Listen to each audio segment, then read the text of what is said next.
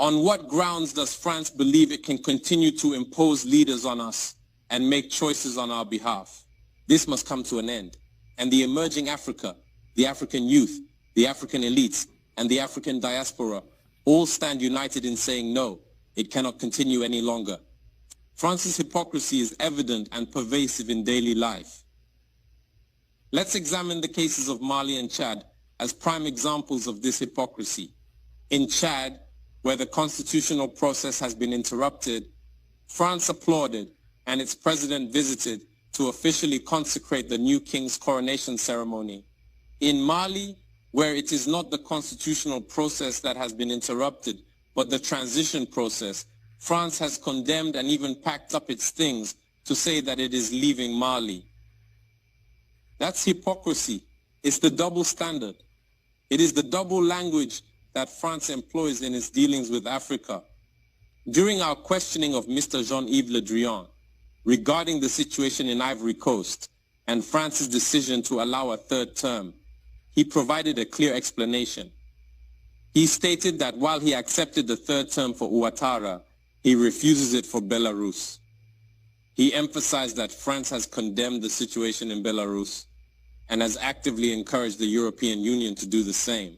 Le Drian explains that in Belarus, millions protested, unlike Ivory Coast, where there were no mass demonstrations on the streets. This is how France deals with African issues.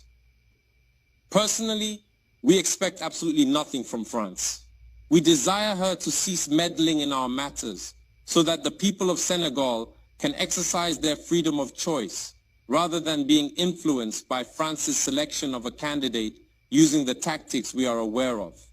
We begin by targeting individuals, adorning them with the Legion of Honor or a similar knightly rank, enlisting them in Masonic lodges, and informing them to prepare themselves as they will be next in line.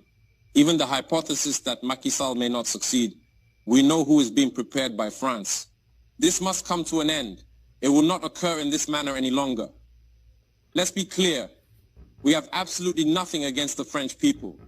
In France, both political and citizen voices are rising to hold and express the same discourse as the one I am currently presenting to you.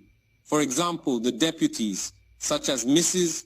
Frédérique Dumas, who regularly speaks on the platform of the Assembly, who regularly writes to the Minister of Foreign Affairs, since she is a member of the Foreign Affairs Committee, to raise this unfair behavior of France towards Africa, hold the same speech as us. The same Mr. Jean-Luc Mélenchon, Jean-Paul Lecoq, André Chassaigne, all deputies, hold the same discourse as us, and hundreds of other voices.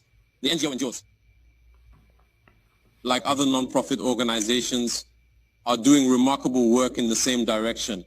We strongly urge France to listen to the voices that speak to it about our plan for a more collaborative, fairer, and sustainable partnership between Africa and France. It is crucial that we work together towards a future that is equitable, just, and environmentally conscious. If she listens, I believe we'll have beautiful days ahead in our collaboration together. If he doesn't know how to cut it, thinking he can continue to function like in the time of our grandfathers, this African youth no longer accepts it. France must make preparations for a definitive break and completely withdraw from Africa. Africa belongs to Africans, not France. She belongs to no one else, neither China nor the United States.